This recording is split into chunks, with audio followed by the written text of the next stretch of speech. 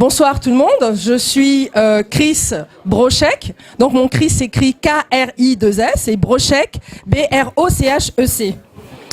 Ne vous fiez pas à mon nom parce que même si mon nom effectivement il est breton, en fait depuis une dizaine d'années j'habite au Congo-Brazzaville et plus particulièrement dans une ville qui s'appelle Pointe-Noire, donc je suis Pontenegrine. Voilà. Je suis Pontenegrine, justement, cette double culture. Donc, bien que je suis née, j'ai grandi en France, et puis après, un moment, rapporté l'Afrique. Et l'Afrique, pour moi, une source d'épanouissement immense. Tout ce que je voulais devenir, même s'il y a des jours, j'ai dit, ok, événementiel. Quand j'ai voulu créer, j'ai créé des jeux publicitaires. Quand j'ai voulu vendre des... Donc ça déjà pour moi ça a été une source, l'Afrique a été une source de créativité et d'épanouissement extraordinaire. Mais si je suis aujourd'hui ce soir devant vous, c'est parce que je suis aussi la directrice d'une agence de communication qui s'appelle Congo Web Agency, création de sites internet. Parce que oui, figurez-vous, j'étais parmi les leaders fin des années 99 à entrer en matière d'expérience numérique.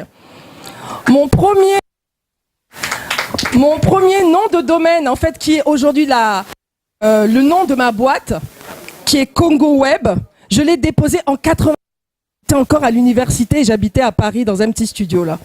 Et après, 10 ans après, quand je suis rentrée au Congo, j'ai maintenant décidé de transformer ce nom de domaine en agence de conseil en communication. Donc, s'il faut tirer une leçon en matière d'entrepreneuriat, et il faut sentir les choses. Il y a un moment, il y a une chose pour tout. Il y a un moment, il y a un temps pour ne faire le libre que quand vous êtes vraiment prête. Donc voilà, donc mon agence, je suis... vous imaginez, nous sommes en 2010-2009. J'arrive, je dis, je crée des sites internet. Les gens ils me disent, mais elle parle de quoi elle? Parce qu'ils confondaient sur internet. Donc en attendant, j'ai fait autre chose. Et justement, c'est aussi mon épanouissement.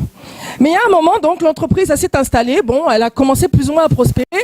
Et puis, c'est vrai que quand vous venez avec un background, en fait, de France, d'ici, c'est-à-dire avec des valeurs républicaines, solidarité, partage, etc., que vous êtes dans un environnement qui ne suit pas, et que quelque part aussi, ce que je n'oublie pas, moi, je suis une fille de la République française.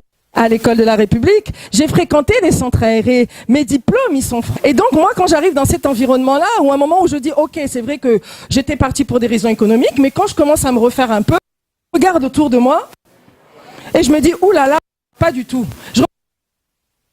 Sauf la politique, parce que chez nous, c'est compliqué. Mais j'ai regardé le niveau social. Et là, je regarde à gauche, à droite, et je me rends compte qu'il y a d'énormes besoins. Donc, à ce moment-là, je décide d'enfiler une casquette, qui est celle d'entrepreneur social, et je crée une association de développement qui va s'appeler l'AMID, Association de Mpaka pour l'intégration et le développement. Là, c'est le quartier qui m'a accueilli quand je suis arrivée au Congo. Mais ce qu'il faut savoir, équivalent, dès que je disais aux gens que je venais de Mpaka, les gens ils me regardaient. Mais moi, ça faisait à peu près 5 ans, 6 ans. Et du coup, non, voilà, donc j'organise des activités d'autonomisation. Là, par exemple, je voudrais apprendre aux jeunes à faire du chocolat. Je voudrais leur apprendre à faire du savon. Donc, il y a 2-3 activités. Aussi, avec votre aide, coach. Voilà.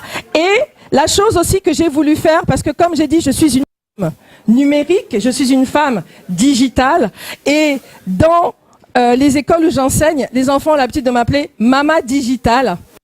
Voilà. Et il y a, depuis décembre 2017, j'ai créé un nouveau concept qui s'appelle l'Africa Digital Academy. Alors là, je me suis complètement disruptée. C'est vrai que j'ai toujours été webmaster. Et j'en ai créé des sites internet et des... Et en décembre 2017, je dis, je vais arrêter avec ce modèle économique-là.